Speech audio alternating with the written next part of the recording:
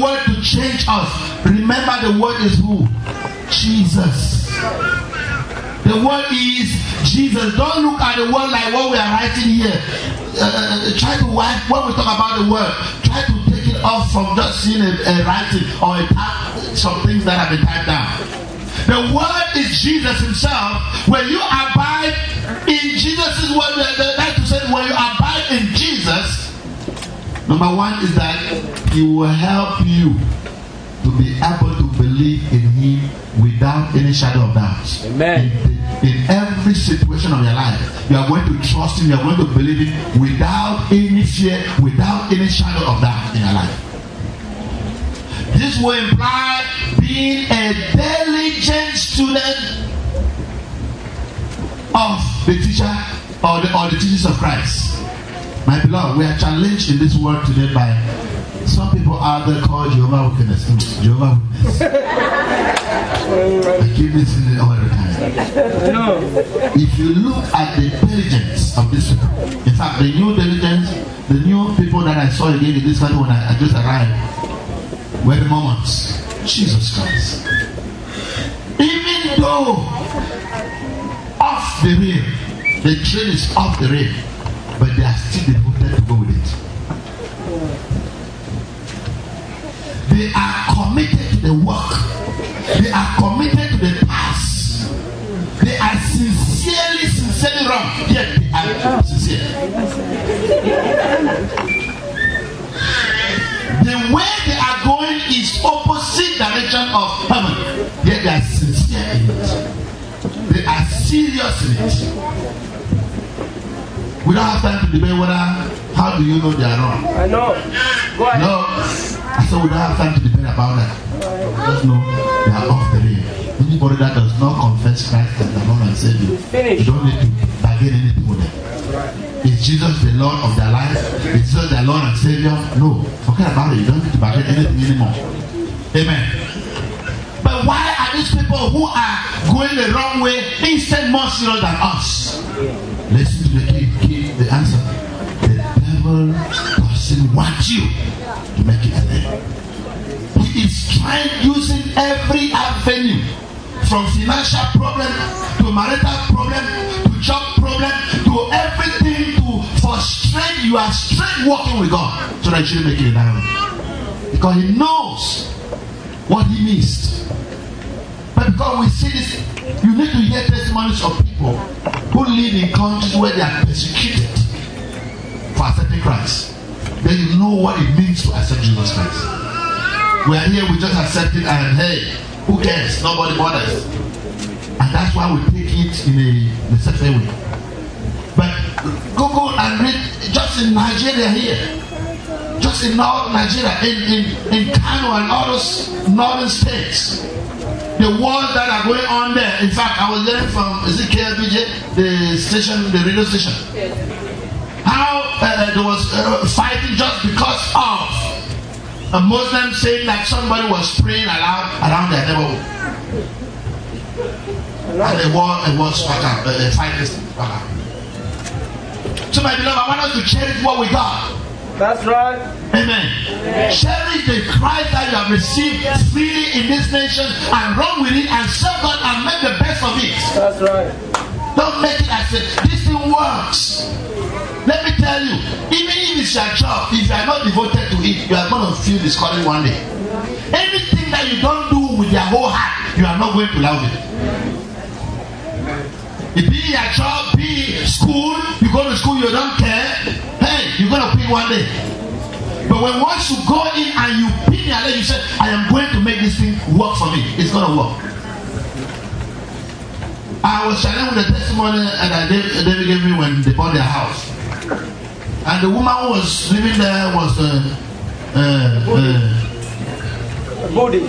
worshiping Buddha, a Buddhist worshiper. And he said something to her. With all the little shrine that they had put all around there, they were trying to burn everything and to put them away. The woman said to them that he doesn't know about people, but he knows that their God works. Right. They will go to this Boston and the compound will be there secure, nothing will touch anything there, everything will be intact. He says, listen to her confession.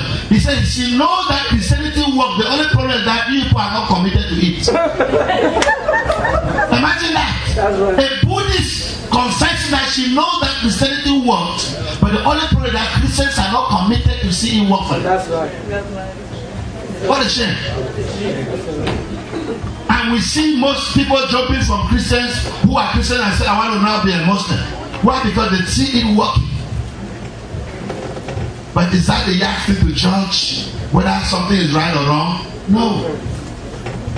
If you want to go by the false miracles, hey, the Bible says when Moses arrived, they throw the magicians of Pharaoh threw their rods and they became serpents. And Pharaoh and Moses also had to throw the bigger rod now. So if you just want to say, okay, because it works, so it's right, my beloved, you're going to be lost. So you need to know, you that now know that Christianity is the right way, or whether what you have taken, the Christ that is in you is the right way. Make it work for you by devoting your time to it, by giving interest to it. There's no way you can be in the teachings of the Lord and you pray and do what is supposed to be done. That is not going to work for you. It's going to work, my beloved. Hallelujah. Amen. Peter says, love the brethren. Number 1, consider what Jesus said to his followers. John 13:34-35. Number 2, with a love partnered after the love of Jesus. Right. As I have loved you. Number 3, with a love that is visible to the world. Now, my beloved, the next thing that I want us to see is loving the brethren. The Bible says, Jesus said that the only sign that the world shall know that we are his disciples is when we have loved one another.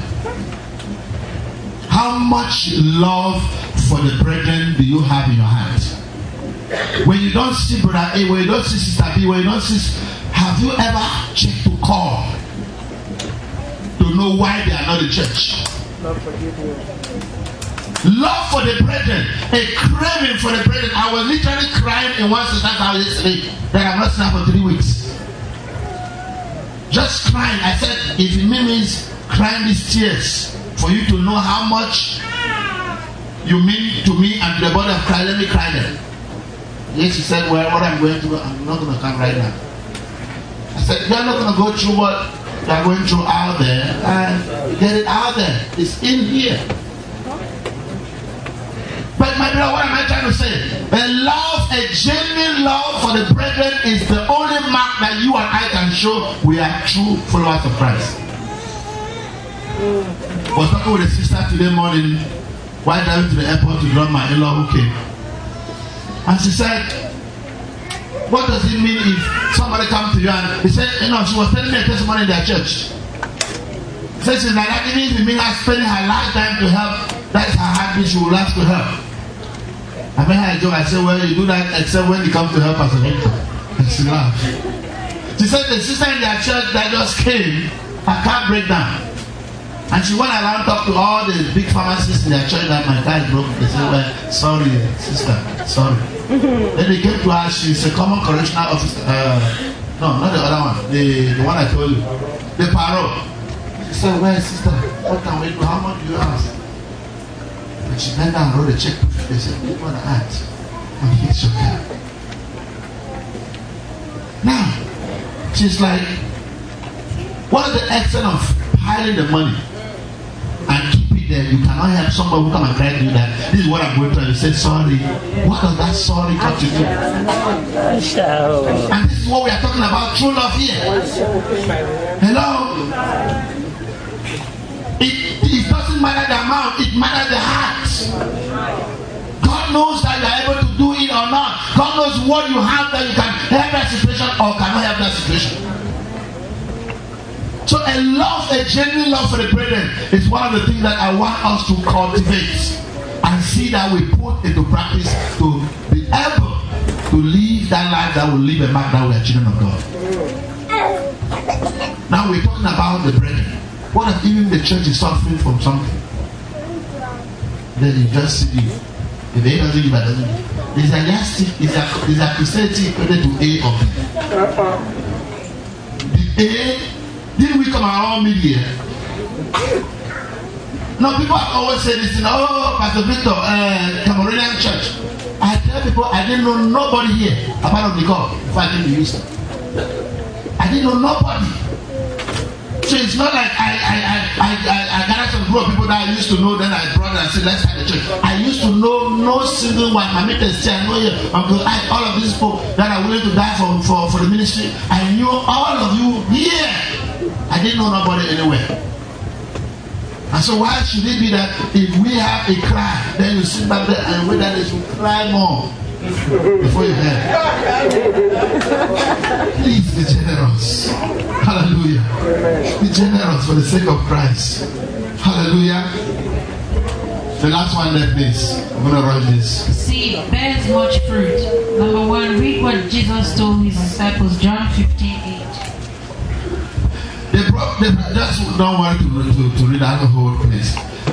Bearing fruit here is the only thing that the Bible says. Check the whole Bible. That's very 15:8. And you can take also 15:8. Jesus said here that is the only thing that you are going to do. That when you do, when you pray, my Father is going to hear you is when you bear fruits. When you talk about bearing fruit, talking about you winning souls to the Lord. If you and I will be able to win souls to the Lord, whatsoever we shall ask my Father in heaven, He will do it for us. That is one of the things that God gives as a guarantee. If you are so winner, forget about it. You don't have no problem. And when we talk about souls, I don't know what you think about, but you meet people every day at the place of work. You have very good friend that trusts you, but he has taken you forever to ever invite one to church. They are good friends. Just invite somebody. Just tell them, please, visit us. Oh, our church is going through this. Or our church is doing this. Can you help us? Can you donate this? A lot of us gathered letters from here and went out. I don't remember how many people brought letters back with anything from their friends. I don't remember. Just Celestine and a couple of people. Huh? Sister Aura. Okay, Sister Aura. And maybe Sister Celestine, maybe I didn't know about Sister Aura. I don't know. But I think those friends are still able to help. But the thing is, we don't just take it like a commitment to ask them. Let's go to the next slide. Let's get this going. Now we're doing well with time. The cost of discipleship. The cost of discipleship. Jesus must come first. Because there's a song you sang, the first song you sang in the worship was what? No, in the praise. Sorry. Huh? What a great story. For man to do what? To leave the world. As we're singing that song, it's echoing my heart. I'm like, Lord. What a great story. A great story. Man to leave the world and follow Christ. Would you? A friend with the Lord Jesus. What a great story. This is where the great story is. The cost of discipleship. It says Jesus must do what? Confess. And I bet you may look at it as you can want to see it. But at every blessed time you are going to put Jesus first, I bet you are going to see how that thing is going to go. I had put Jesus first. I can't share this testimony here sometime. I had put Jesus first. Sometime I was studying in Nigeria and we had a holiday. And I went to run a crusade back in Cameroon. And I did not know that call students back. No, this strike this way. Tomorrow they call you back. So I didn't hear me not read announcement. And they came and wrote exams. I was there in crusade ground. When I came back, my friend was laughing at me. They said, Kuni, I got to tell you that they called to go back. They are going to see what is going to happen. I said, well, God has a way out for this. I'm not going to bother. Thank God that the head of the department was a believer and I talked to him before leaving. That I was going to hold a crusade, you should pray for me. I went to him now and told him my problem. He said, don't worry. No, there's such a thing they call receipt. Amen. The receipt is you take the course again. But at that time you are receiving, you are going to be mad. Your per 100 is going to be per 70. No more per 100. But you know what happened to me? my receipt was marked 100. And you know, in receipt you have 3 sound questions from the previous exam. At least they want you to pass somehow. And I had instead 90s and 8s for something that they were thinking I'm going to have a 0. That is what God can do to create things. Are we understanding me? Put God first. Can you write down from that, please? Made strikingly clear by Jesus himself. Before anyone else, including members of our own family, even before one's own self. We need to read some of this scripture because those who were here for Bible study know that those scriptures have a lot inside. Can we open to Luke chapter 14? That is the same scripture that Brother Robert read, I believe. Luke 14, 25 to 26. Yes. The Bible says, now great multitudes went with him, and he turned and said to them, if anyone comes to me, if anyone comes after me, and does not hate his father, and does not deny his father, and mother, wife, and children, brothers, and sisters, yes, and his own life also, he cannot be my disciple. Okay, when they were reading this scripture on Wednesday, I said the same father, mother, brother, sister. They said wife. They didn't say husband. I thought we got it, but they said and yourself. Then I know that nobody escaped it. You must deny yourself. You must hate. In fact, the debate here was, what does this hate here really mean? Hate here was not like somebody hating somebody for evil. No. It's talking about putting God first. Prioritizing who comes first in your life. So he's saying, even concerning your life, Jesus must come first. A true disciple will put Jesus first in his life before any other thing. Before job, Jesus comes first. Before business, Jesus comes first. And I bet you in all these places, we all know the testimony that is God that put us there. Does anyone that has any of these businesses or play that you know it by yourself? It's Jesus that put us there. So if he put us there, don't you think he can even take us to the top if we can still give him his first place? Hallelujah. Put him first in your life. That is what it costs to be a disciple. And that's why I said discipleship is made. That's what Jesus said. Make ye disciples of all nations. This cannot be taught to you on a crusade ground when salvation was preached to you. You said, I give my life to Christ. That is just at the call unto salvation. Then to be a disciple, you are being taught. Hallelujah. Amen. So we must deny ourselves. We must strip ourselves of anything that will cause us not to put God first in our lives. Hallelujah. We don't have time to read the other scriptures. You can copy them when you go, or if you want the Bible study at the end, you can pick a copy. Be willing to suffer for Jesus. This is one of the things that Christianity in America is losing. The fact that we can even agree or believe or accept that Christians can suffer for Christ. Nobody, if it's Africa, will say, yeah, let them suffer there for Christ. But when it comes here, we are like, no. And you see all these society preachers will say, no, God cannot do this, God cannot do this. But the Bible talks about suffering for Christ. Let's take that for example there. Taking up our own cross to follow him. To take up their cross and follow him. Hallelujah. You must take up their cross. That scripture continues. Let's read verse 27 of that same scripture. 27 says, and whosoever does not bear or take his cross and come after me cannot be my disciple. Is it like that in the Bible? Yes. Whoever cannot take his cross to follow Jesus cannot be his disciple. Cannot be his follower. Cannot be called a Christian. That's what that means. To take up their cross means to accept that as you believe, as you stand for the Lord, not everybody